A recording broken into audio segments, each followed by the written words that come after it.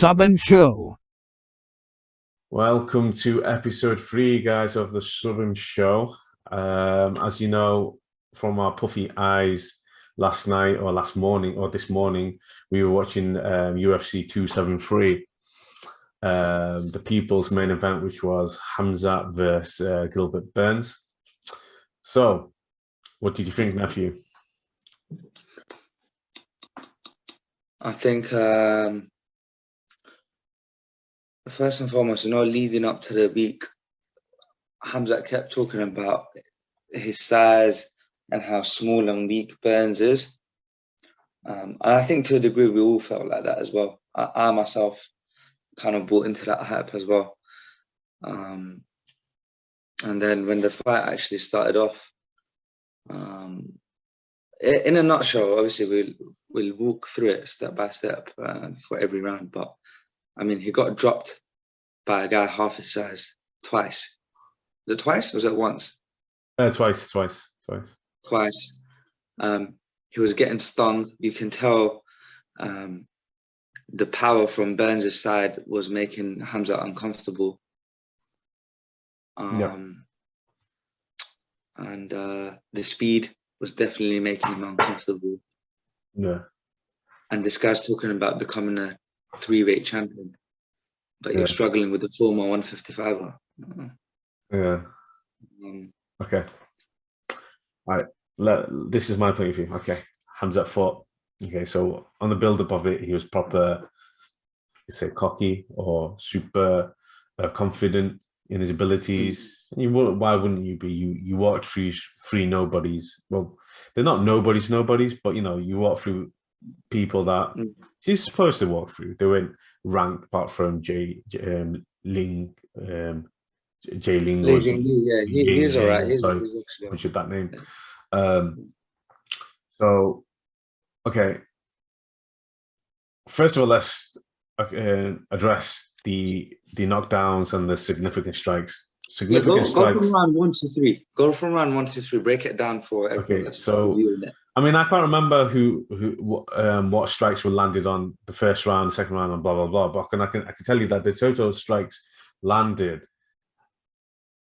Gilbert had more strikes. He had 141 strikes, whereas 124 strikes was Khamzat. So basically, Gilbert landed more strikes, right? Significant strikes, 119, and Khamzat was 108. Takedowns, Khamzat 2 takedowns. So that just proves that the judges based the fight on the takedowns, because he had 2 takedowns. Forget the strikes and everything, because he had 2 takedowns. That took precedence. The takedowns does yeah, exactly, over the fight, and that's how he won. Because loads of people on Facebook and so on are saying that Gilbert won that. To an extent, I agree with them. But hey, he's an upcoming star and he's Swedish. I mean, I thought, maybe there might be some anti-Putin, anti-Russian sentiment out there. But I mean, that it wasn't against him; it was against another fighter, which we'll come to. But hey, he won that. Okay, he's won. He's won fair enough. He did all right. He had an adrenaline dump in the first round, I reckon, where he realized that I knocked him, but I can't finish him. Shit, and he's hit me as well. So he probably got shocked. It was like, oh my god, what's going on? Is that do you think he had the adrenaline dump before entering the octagon, or as the fight was playing, like after round 1? I think after the round 1, that's when his adrenaline dump went, and then his cardio just went out the window. Because the guy is super fit. He's super fit. He has really good cardio. We know that. It's just that when you fight, it happens to me in BJJ, where when you push yourself and then it didn't work out, and you've gone to the second round, or the guy's lasted, and you're like, what the hell? What do I do now? This isn't working, and then you start panicking, and that's when you have the adrenaline dump. That's when your stamina just goes out the window, and then you're thinking, wait a minute, I can last longer. Why am I breathing heavy? Why am I slowing down? It happens to the best of us, right? So I reckon because it was his first test, that's what happened, right? So he just needs to go back to the drawing board, and I think he's going to be more motivated now that he couldn't finish the guy off, that he has this aura about him that he's the guy who finishes people. He likes to kill everybody. Blah blah blah. If that's the case, he needs to work a bit harder now, and he's going to push himself because he's going to always look at that fight and goes, "Oh, I would have lost that, or it could have gone the other way." That's going to motivate him. So, there are other factors into play. You could say that he's training with Till. I mean, what? I don't think personally. I don't think we should blame it on another fighter for one. Oh no, not individual. blaming it on the fighter. I mean, loads of people on the comment section and stuff like that saying that, well, he's hanging around Till, and all they're doing on the videos is messing around. Smash Brothers, you know what I mean? They're joking around and stuff like that. It's not taking it really serious. I'm sure Khamzat is training just as he was. I'm sure 100% he is as well. I'm sure he is. And I'm sure people don't know Jack Hall and they just blame him on Till because he's got all the bad luck stuff and it's all rubbing on Khamzat and stuff. Because of Khamzat's shortcomings, it should not reflect on another fighter. If Khamzat is a better fighter than Till, then it should. Khamzat's fighting skills shouldn't diminish. If anything, Till's skills should be uplifted. Yeah, I agree. I'm not saying this. I'm just saying what I've read. And listen, there's loads of people there already discrediting Khamzat. So, he's hyped, derailed, blah blah blah. He's just a normal guy, human. Obviously, he's human. What the hell? You say that the shit that he comes out his mouth. You post to say stuff like that. I mean, Conor McGregor says it, and you got so many Conor dick riders even today who still believe that this guy is undefeatable and this and that. Yeah. Okay, so from the technical aspect point, I'll point out a few things because when it comes down to the actual fighting side of things, you definitely understand more than me because of the fact that you've done Muay Thai, you've done BJJ, you've done judo, so you understand the technical side of things more than me.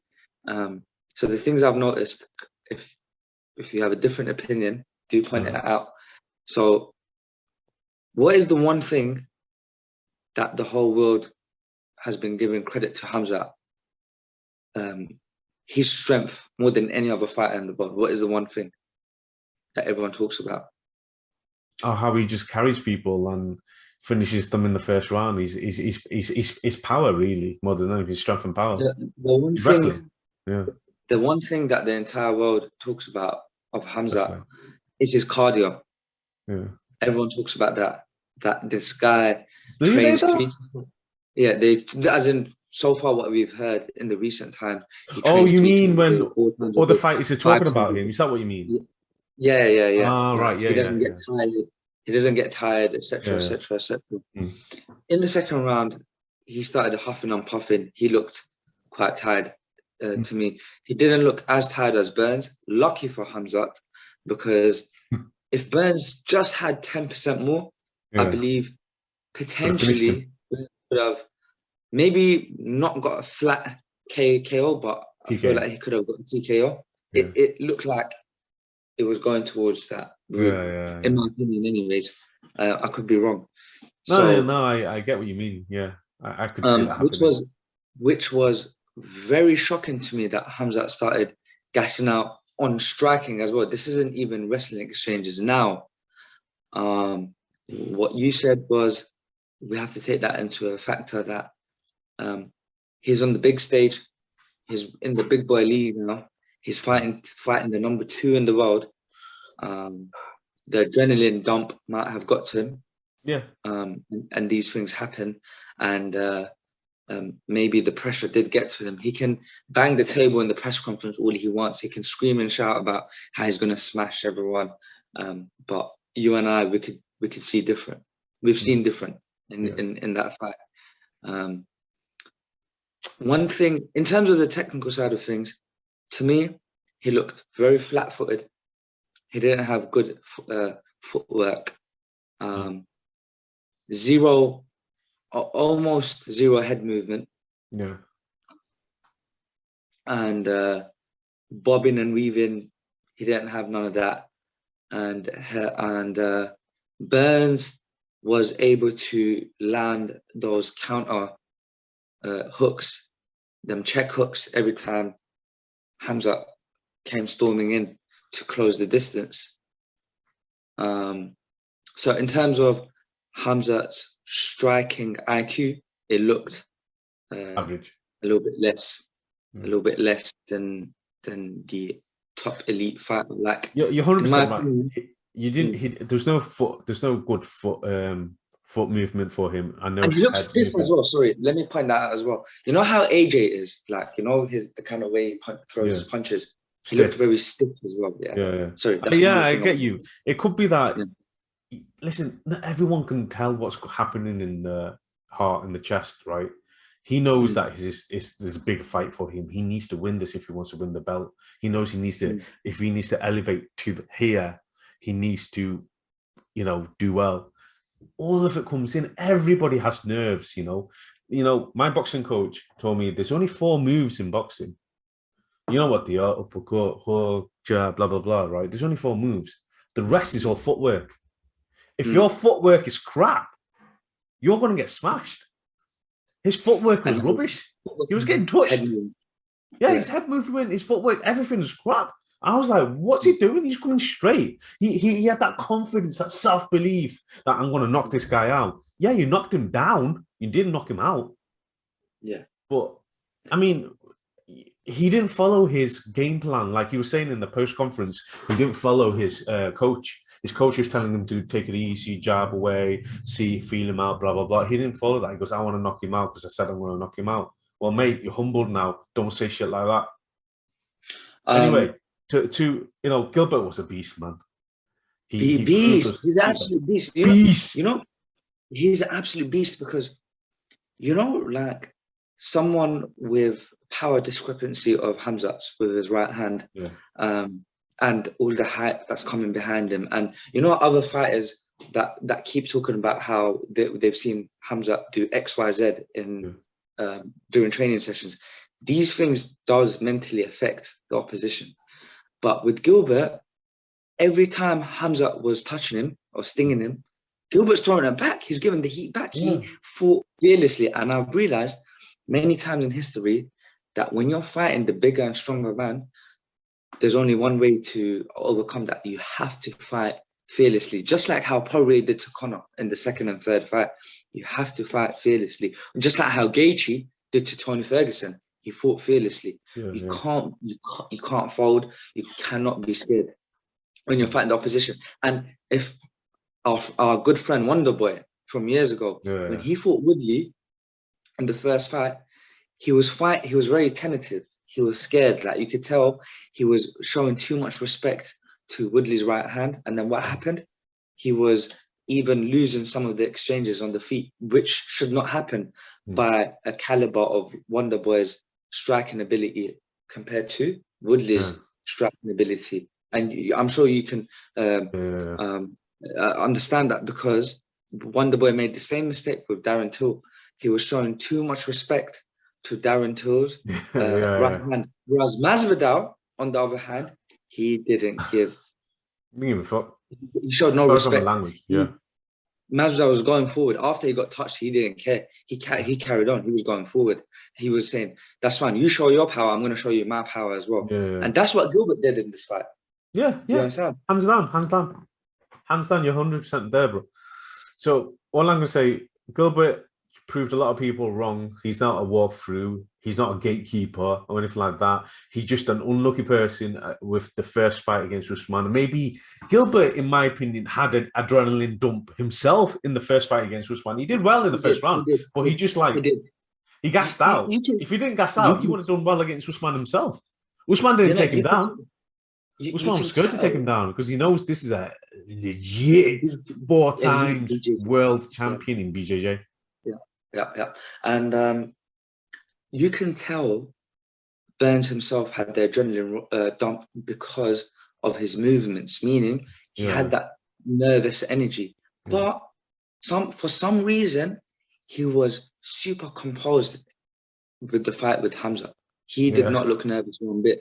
If anything, the pressure looked, and he said this in the leading up to the fight. He goes, the pressure's not on me. He goes, Khamzat's coming to me. He goes, the pressure's on him. And he's proved that.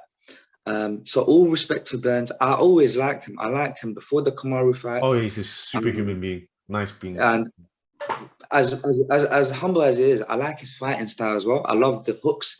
You know, his overhand hooks. And I think he'll beat Masvidal. I think Burns would beat Masvidal on the feet. What do you think? On the feet. I'm talking about on the feet. I like Masvidal, but Masvidal got no chance against Khamzat, let alone Burns. You know what I mean? On the feet. I'm talking about just on the feet. On the feet, on the feet. Because these guys got power, man. And I'm not saying Masvidal don't have power, but these guys, the thing is, Masvidal will come into the fight knowing that those guys too have got grappling. He doesn't. Those guys, though, if I do win the exchange when it comes to striking, they're going to take me down. What am I going to do then? And that's what ruins his game. That's what mentally it ruins your game. If you're a striker, you're going to be ruined. You're going to be like, what do I do? Just like when Khabib threw the over right hand, Conor thought he was going to take him down. And he went, poof. Yeah, but Khabib faked the takedown because I watched the fight analysis. He looked down at Conor's toes to show him that he's shooting for a takedown. And then straight away he looked back up and then threw the right. Yeah, exactly. You know what I mean? So if that's what I mean, Masvidal be in the same position, be like, which one is it? What do I do? Yeah. And that's when he's gonna get touched. That's when he's gonna get touched. Grappling. That's why everyone, all the famous people say, learn your grappling first. Striking come later. People become strikers later in their life, but grappling is something extremely hard to pick up. You need to pick it up at a young age or a youngest age. But anyway, coming to Khamzat's defense, loads of people saying that, you know, hype train's gone. I said I made a good comparison. I think it's quite good.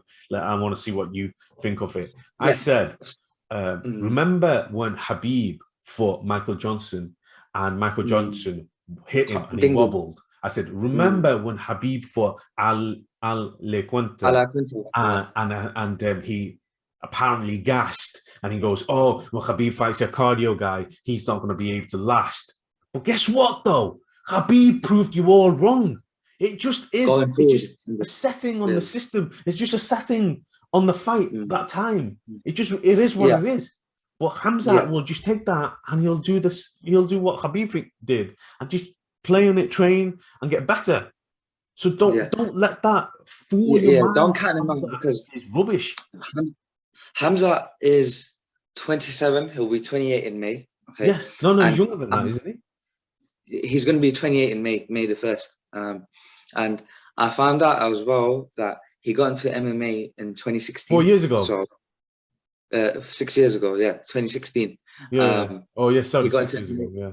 In 2016, he got into MMA in 2016. And he became a professional a few years ago, though, isn't it? Yeah, and having said all of that, he just came and beat the number 2 guy, a legit welterweight in the world. That's a big statement. Yes. Oh, massive.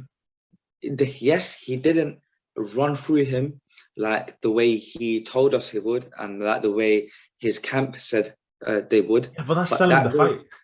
Yeah, but that goes to show, I don't think it's too much of a shortcoming on Khamzat's end. I think that's more about underestimating Burns and who he is and his abilities, and who Burns is.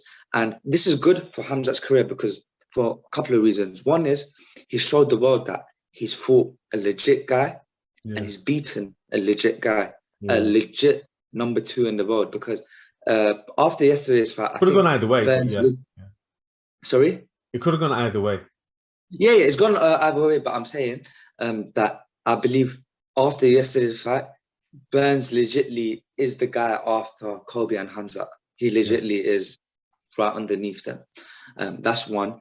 And 2 is, I think Khamzat will humble himself a little bit more now. I mean, he did say that he was already humble. He gave a lot, maybe too much respect to Burns' ground game. So he didn't want to risk wrestling with Burns too much. He did say that in the post-conference with I think Megan Lee, John Anik, and a couple of the other guys. He actually admitted that. He goes, that's why he wasn't trying to fight on the floor with Burns, because he knew Burns' abilities.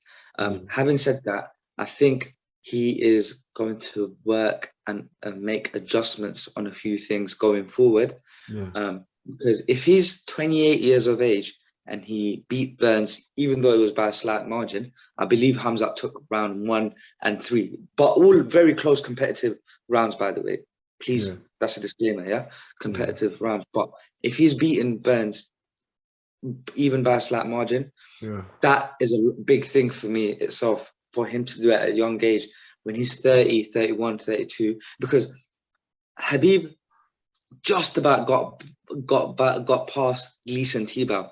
And then from there, if you look at his journey, arguably the greatest fighter of all time. Exactly. Definitely the most dominant fighter of all time. That's not up for debate. That's not up for debate. The number one dominant fighter in the world. Yeah. Yeah, that's not, even if you say he's not the GOAT, let's just say you say it's John Jones or GSP or, you know, Demetrius Johnson or whoever, Stipe, whatever name you want to throw in there. One thing we can all argue, we can't argue about, is Habib is easily the most dominant fighter in history of the game. Dominant, yeah. He's lost like 2 rounds on the scorecard, which I believe he didn't lose that round to Gaethje. He didn't lose that round to Gaethje, and he did lose that round to Conor legitimately, but it was even then he lost it by a touch, by a fraction.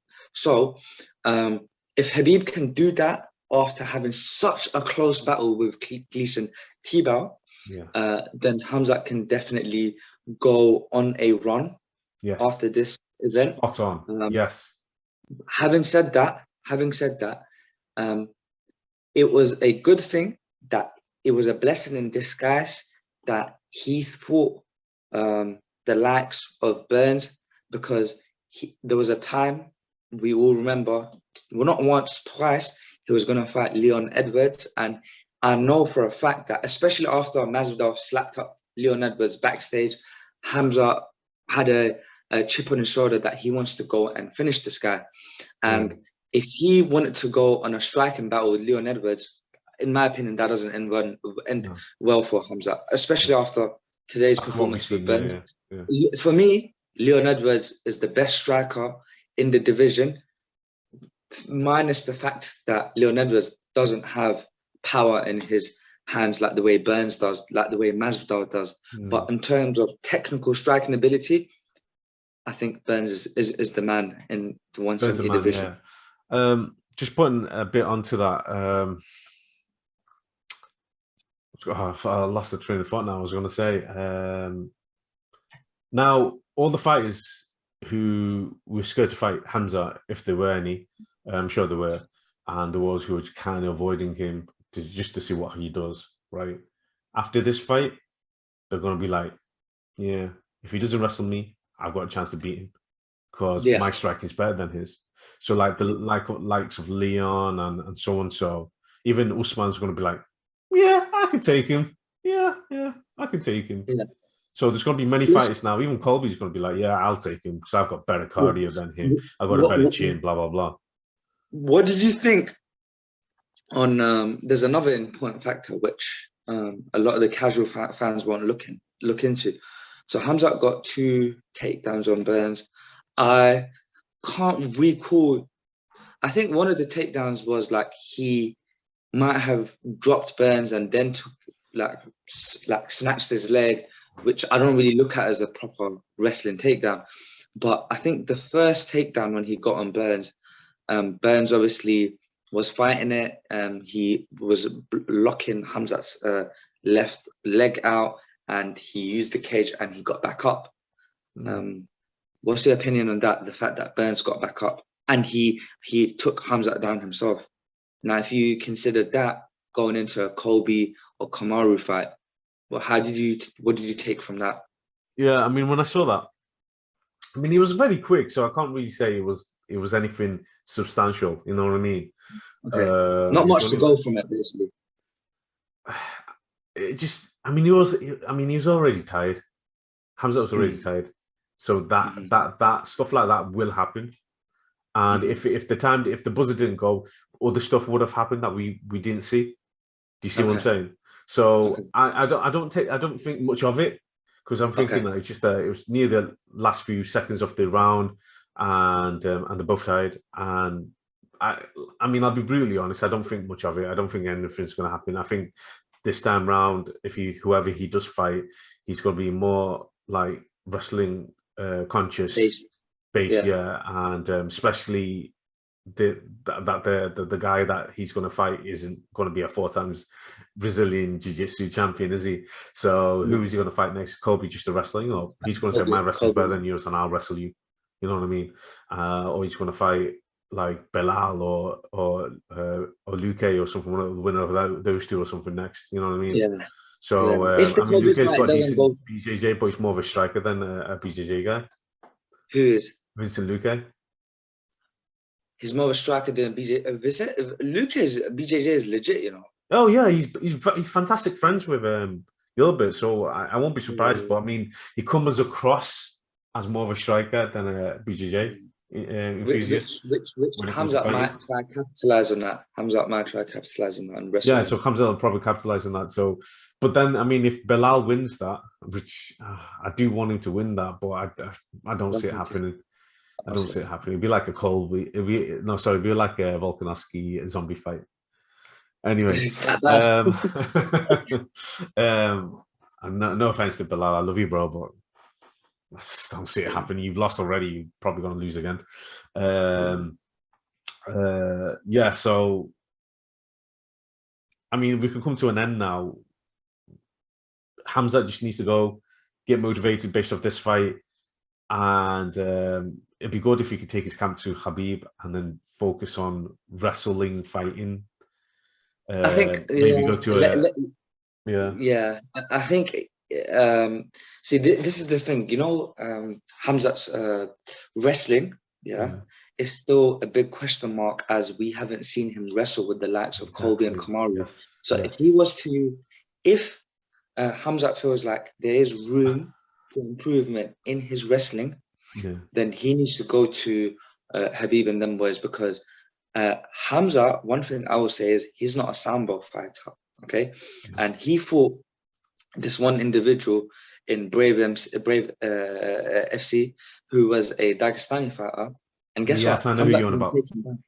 Khamzat couldn't take him down. Khamzat also said coming back to what you're saying, a person questioned Khamzat, which fighters that you fought in your past that you would say that this guy is an upcoming fighter that you should be worried about and that he felt that he could have lost against, and it's the exact fighter that you're on. But I can't think of his name for the sake of me. But you're right. Is that Dagestani sambo fighter that he wasn't talking about him. He was talking about someone else, I believe. Are you sure? I'm sure he was talking about him. He says like this guy is like legit, and he's gonna come and. So I was watching, you know, that guy, was it Tukinov or something? I don't remember. He gave his interview just several days ago, just like 3 or 4 days ago. About the Habib's featherweight guy. No, the guy that Khamzat fought in Brave MC. Brave FC, the Dagestani guy. And he's got one more fight on for Brave FC. I think he's challenging for the title. And then if he wins that fashionably, he might be coming over to UFC. And he said he'd like to fight Khamzat, but it'd be at 185 because he was super depleted in that fight. He goes, I make no excuses, but my chin was gone in that fight because I was super depleted. And then he said, I wasn't worried about Khamzat's wrestling leading into that fight because us Dagestani wrestlers are better than the Chechen wrestlers. We're the best in the world. He said it straight like that. And you can see it in that fight. Khamzat couldn't take him down. For some reason, I don't know why he didn't try to take Khamzat down, which was strange, but Khamzat couldn't take him down. But it was only for 2.5 minutes. And then Khamzat landed a sneaky uppercut, which literally flatlined the guy, like put him to sleep really bad, sent him to the shadow realm. But if that's the case, and Khamzat is struggling to take people down, I solely believe that the Russian style of wrestling is, especially the Dagestanis, they're the best of the best wrestlers in the world, undoubtedly. And it's been proven time and time again that the Americans cannot hang with them, because there was another fight on this card, that the Olympian guy who got taken down by a guy with no wrestling. Maston, he got taken down by a guy.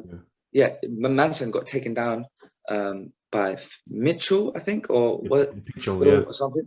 Yeah, by a guy with no wrestling credibility. You think a Dagestani Sambo champ would get taken down by a guy with no wrestling credentials? No way, because Khamzat couldn't get taken down. He was struggling to take down a Dagestani Sambo champ. Do you understand what I'm saying? So maybe Khamzat should make that move to AKA. Maybe we'll see. Let's see what happens. I don't think they'll make a move to AKA, but I think he as he's already asking people, "I'll come train with me, I'll train with you," blah blah blah. I think he needs to do one of those type of events and then go and train Like, at drop the ego a Sanford bit, and then or drop the ego a AKA bit. or ATT, something like that. Yeah. Yeah, he has to drop his Okay. ego first and foremost. Okay, so let's wrap up with Khamzat and then move on to the next two fights. So your prediction for Khamzat going forward? Good win. He fights Kobe. I believe he might try keep it on the feet, considering the fact that Kobe's got pillow hands. He might also try wrestle with Kobe, but I know Kobe will try wrestle with him. I think Kobe's shown that he struggles with, he struggled with Kamaru on the wrestling exchanges to take him down and hold him there. Not because Kamaru's wrestling is better than Kobe's. I believe they're on par with each other, but it shows the size and power discrepancy, the physical strength. So I lean towards Khamzat in that fight with Kobe. But he needs to keep his cardio in check and he'll win that fight. Yeah, I mean, I agree with you there. If his cardio's in check, he will win that fight. Maybe not by finish. Yeah. Maybe he can't finish Kobe because Kobe's got a diamond of a chin. Yeah. But he'll win via decision. Yeah. One thing that we mentioned in our last video is Khamzat fasting. No, you can't fast and make a water cut. Exactly. To cut water weight. To cut water weight, you have to 2 days before the fight. You drink about 6 to 7 liters of water to flush it back out. Exactly. So another question. He wouldn't have made weight if he was fasting. He wouldn't have made weight because he wouldn't have been able to deplete himself. Exactly. Yeah. So I know that. Yeah. So one thing I would assume, according to Muslim fans, is that, well, you should be fasting, bro. You shouldn't be fighting. So guess what happened to Amir Khan when he wasn't fasting and he fought Beardis Prescott? He got knocked out.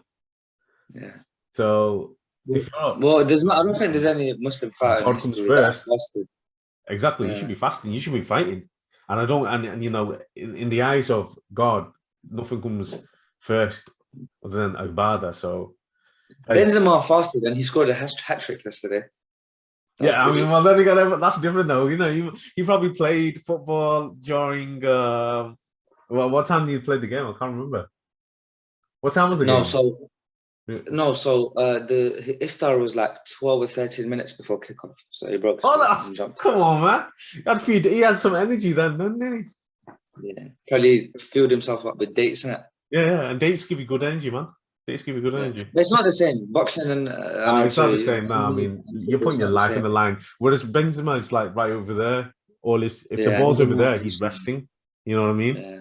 And when the ball comes, he does his bit. So anyway, right. Next fight, let's talk about is Aljo versus Jan. Oh my god! Oh my god! I was telling everyone, don't sleep on Sterling. He will make the correct adjustments. Oh yeah. And he will. The fight might be more competitive than the first because rematches are always harder. It's always harder. It's been proven time and time again that 8 out of 10 times rematches are harder. The 2 out of 10 times you can absolutely wash your opponent that you struggled with previously. But more often than not, it's harder. Sterling was so Jan came out very aggressive in the first round, which was out of character. But I know obviously he wanted to put a nail in the coffin this time around. He didn't want to. He just wanted to finish the fight quick. You can tell he had a chip on his shoulder. Anyone would. I would have a chip on my shoulder with what happened. The situation he was in. So he did that, but Sterling was taking his back way too easily. But according to the stats, 15 attempts on the wrestling, and he only secured 2 takedowns out of 15 attempts. Now, people like you and I, who understand the technical side of things, it's not about 2 out of 15. It's not about stuffing 13 takedowns. It's not solely about that, because Sterling doesn't care about that. He's looking to take your neck, and he's looking to transition to your back, and he was doing that successfully. And he had Jan in danger positions because of that. But having said that, though, Jan did everything correctly. I mean, there's a lot of factors as well. He didn't have his full camp in his corner. And if that was Sterling, he'd be crying about it and, you know, making a hoo-ha about it. He probably wouldn't fight. He probably wouldn't have fought. He probably wouldn't even take the fight, or he'd do something else dramatic. So that's one. But Sterling looked jacked, man. Do you know? Sorry? Sterling looked jacked. Sterling's been jacked. He walks at 170. Yeah, he's always been jacked. He walks at 170. He walks at 170. People forget that. He walks at 170.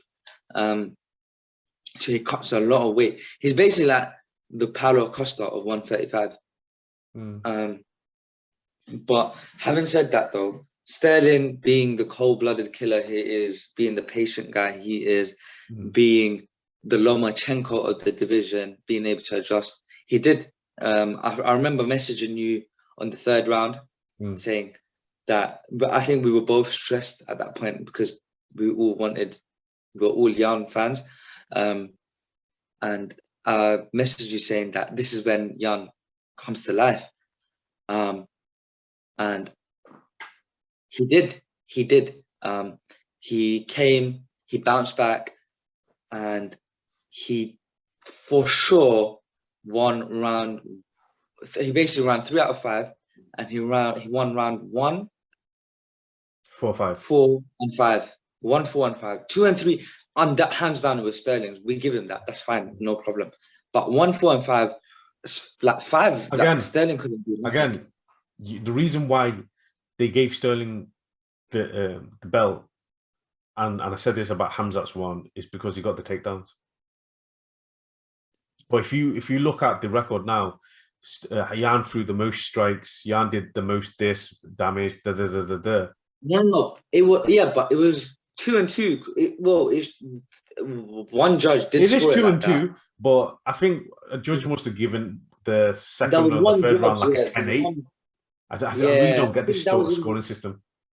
I think that was in the 2nd round, because I mean, it depends on how you score it, because he absolutely dominated Jan in the 2nd round on ground control, which was pretty bad for Jan. He dominated him really bad, meaning the control time was like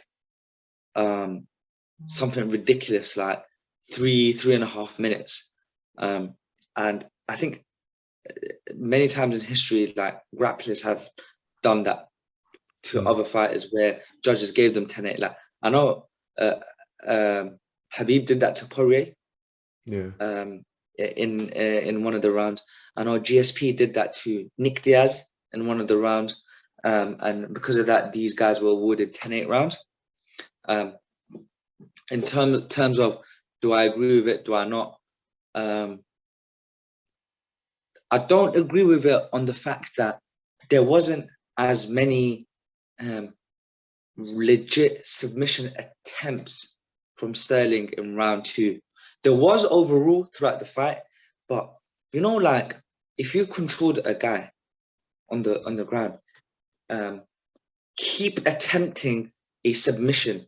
Like, you know how what happened with Tony Ferguson with the likes of Charles Oliveira and Beneil Dariush. I believe they were awarded 10-8 rounds as well. But I agreed with those 10-8 rounds. And I'm a massive, Uncle Ron, you know I'm a massive Tony Ferguson fan. Yeah. And you know I agreed with those 10-8 rounds because they not only controlled Tony on the ground, it was chain submission attempts. One, like Charles was going from an armbar to a rear naked to a foot lock to do you know what I mean? But Sterling wasn't doing that to Jan. It was hand fighting. Do you understand? Yeah. And so hence why I scored it 2-2. I scored it 2-2 going into the 5th round, along with another judge did that as well. And then in the 5th round, let's be real, Jan took over. He fully controlled round 5. You can't say it different. Yeah, I agree. I thought Jan should have won that, but scoring system screwed him over. So there's nothing else to say. We know everyone who saw the fight said the first round went to Jan, and the 4th and 5th, and the other 2 and 3 went to Sterling. There's not much we can say really. We know it was based on takedowns, or maybe one judge gave it a 10-8 or something. I don't know. The scoring system doesn't make any sense to me. It's really stupid and retarded from my point of view. But it is what it is. Jan will just have to win another 1 or 2 fights, and then he'll be back there. Loads of people are saying that they don't want to see TJ Dillashaw fight for the belt because he's a cheat. But it is what it is. I don't care. I'm going to watch it. I wouldn't mind. I mean, if they, and we're going to come to this right now, but if they can give Zombie an opportunity to fight a Volk coming off like 1 or 2 back-to-back losses, you know, I don't mind them giving TJ another shot. I mean, he just came off a win against one of the best bantamweights, and bantamweight is stacked. It's ridiculous, super stacked. Oh, yeah, super stacked. Yeah. So if he came off a win off Corey Sandhagen over a 5-round war, which a lot of people would argue that Sandhagen won that fight. But point is, even if TJ lost that fight, the fact that he can even put up such a competitive fight against Sandhagen, being away from the ring for that long, and being off drugs, obviously he's been tested heavily this time around. Then TJ does deserve a title shot. Why doesn't he? I agree with. I think TJ needs to win the fight.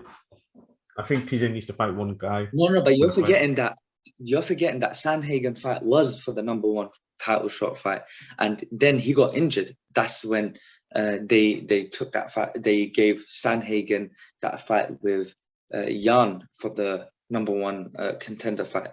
So why does he have to fight for the number 1 spot again? No, fair enough. You got a point. No, I just remembered what you just said. Yeah, that's a. Do you understand? Do you get where I'm coming from? Yeah. I forgot that he was for the number 1 contender. And it'll be interesting.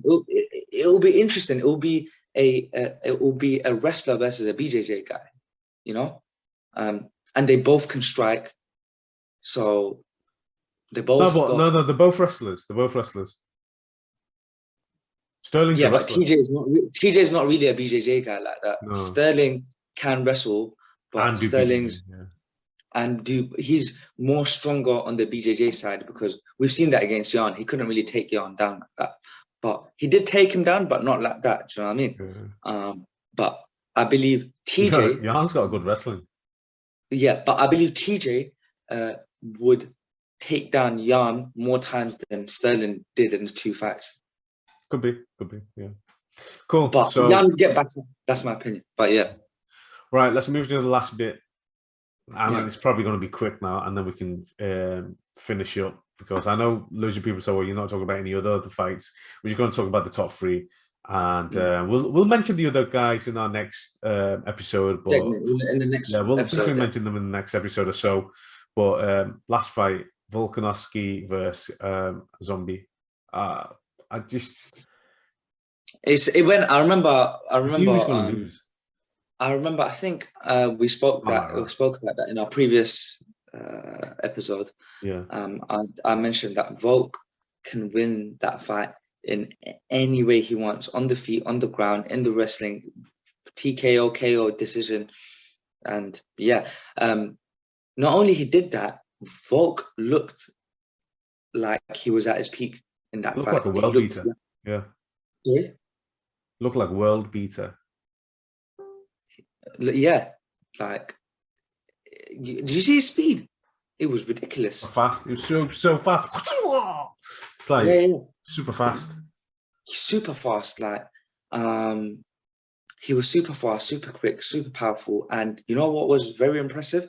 Something we expected, like the likes of Jan and Khamzat to deliver like this as well.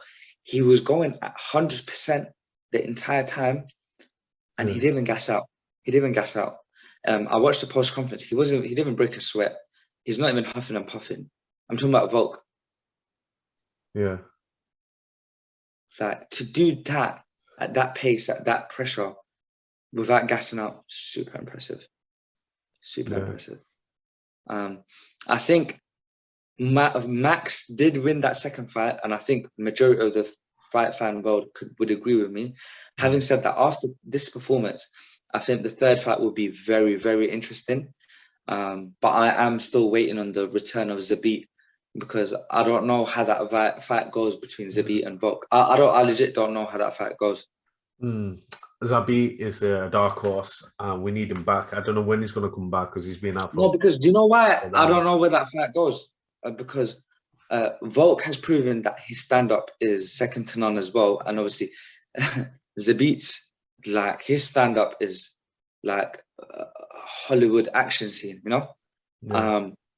But the thing is, in the wrestling exchanges, obviously we know Zabit's wrestling is second to none, but we haven't seen Volk's wrestling being tested as of yet. So I want to see that get tested and see where that. Don't worry, there are very good wrestlers in the featherweight division who are coming up. I just won't get in my head. I just can't get it to take with me right now. But featherweight is stacked. 145 is stacked. 135, 145, 155, 170 to a degree. To some degree. Stacked. 155 is the ultimate one. Then I would say it's 145. No, I think 135. I think 135 is a little bit more stacked than 155. You think so? I think 155 got more hype. Yeah. Got bigger names. Is a little bit more exciting. But in terms of skill for skill, I think it's 135. Okay. Yeah. Do you know why I say this? Yeah.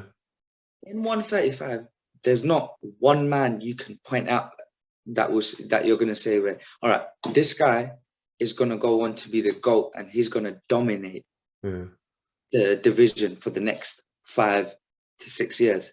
Yeah. Like Jan, I mean, there's a man named Umar Nurmagomedov. I was gonna say his name. Yeah. We want to speak about in the next episode. We don't have time for that today. Yeah. Jan's got trouble coming his way. I'm telling you this now. Yeah. But in 155, Oliveira is the man. He's doing his thing, but he's got Gaethje standing in front of him. Yeah. Now, we've got Benil and Makhachev in the mix. But if Makhachev runs through Benil and then he runs through Gaethje and Oliveira, Makhachev can be the next Khabib for the next 2-3 years. And if he is, then 155 will lose his hype, because Khabib kind of killed the hype of 155, because everyone was like, it was going to go to that position where how John Jones made 205. Like, it got boring, because we know, okay, who's next? Who's John Jones' next victim? Like, I might disagree with you there. Like, I don't think it'll get boring, because then it becomes who's gonna beat this guy. You know what I mean? And everybody wants to see John Jones lose. Okay. So it'd be like, who wants to see? But that wasn't the case though. But that wasn't the case though, because he had like 10 or 12 run streak, and then people were like, okay, so 205 is not that stacked. Do you understand? And they said this about Khabib's time as well. Yeah, but you know what the next big thing is nowadays is going up and winning the belt there. So even if it's not stacked, they'll just say, go up fighting welterweight and fight those guys. They'll automatically say that by default. But this is why Khabib gets criticized, because John Jones is going up. Khabib didn't go up. Yeah. Khamzat saying he wants to go up. Khabib's got his reasons, man. He's got his reasons. Wait, Makhachev saying he wants to go up. Do you understand? Yeah, I heard that. Yeah, I saw that. And so now, this is why 155 is probably more exciting of Makhachev's era than it is for Khabib's era. Yes, maybe Makhachev's not the same, doesn't hold the same name as Khabib and the same hype, and maybe Gaethje doesn't hold the same hype as Conor McGregor does, and he doesn't. Conor and Khabib made that division what it is. And Anthony as well, sorry. Those three lions, they made that division what it is. But in that aspect, I think 135 is a little bit more stacked. Okay, cool. Right, so we've probably come to an end now. It was a shame what happened to Zombie, but we all knew from day one he wasn't going to do anything. No. He's past his He prime, lost to I a good reckon. fighter. He's still a good. He lost to a Yeah, good man. he lost to a good man. really. He's a decent guy. He's a decent fighter. Yeah, I like Brook. He's won my respect. He's Not won my today. respect, He's man. He won it never gave before. up. He still kept him going forward. The way he fought was absolutely stupid. Hands down, blah blah blah, taking jabs to the face. I was like, what are you doing? What are you doing? Yeah. It's like No, you're not even I'm doing the saying Volk basics. won my respect. Not just this fight, but previously as well. Oh yeah. He's a good guy. I rate him. Don't get me wrong. Yeah, He'll still be. But I just really wanted an Asian champion in the UFC. Yeah, I wanted We had something. the women's Asian champion, and she's not champion anymore. But like, still, a male champion would have turned things around for Asia. Things around, yeah. Not trying to be It'd be sexist or anything. it'd be nice. It'd be nice to see something different, you know. Yeah. But yeah, we'll see. We'll see. There's UFC is only just getting more exciting as the years are going by. I mean, I thought with Conor and Habib gone, with Conor's almost gone because he's irrelevant and Habib's He's retired. relevant. Well, he's going to come fight with someone. He's probably get killed. He's gone, man. I don't. It doesn't. When people use his name, oh, he's going to be coming to fight. It doesn't excite me. I'm not even asked. No, I know. What I'm saying is because that era of Tony Ferguson, Habib, and Conor is gone now. Yeah. I thought like UFC is going to be boring. I remember I was speaking to you about it. Like, what are we going to talk about in our channel now? But now we've got a new era with Khamzat, with Islam Makhachev, with Mohammed Makayev. We've got Umar Nurmagomedov. We've got Shavkat. We've got some upcoming fighters that can bring real. When Shavkat fighting next, I want to see his fight. That's what I'm saying. So we've got a lot of prospects coming up, and UFC is going to excel. They definitely are going to maintain the hype with Habib and Conor gone. They will. Yeah, they will, and they've got the guys that they've put the money behind. You know, when we know who they are, especially Khamzat and all that type of stuff, because they think he's the next big rising star since Conor and Ronda. So we'll see how they market this guy and market all the others, and we'll see where it takes them. So anyway, nephew, we'll come to an end. Sorry guys, it was a quick one, and we only mentioned 3 fights. But tune into the other episodes and we will talk about other fights and upcoming fights that's coming in the upcoming months and weeks. Subscribe, like, comment, do whatever. Thank you for watching. All the best. Take care, guys. See you soon. See you. Bye.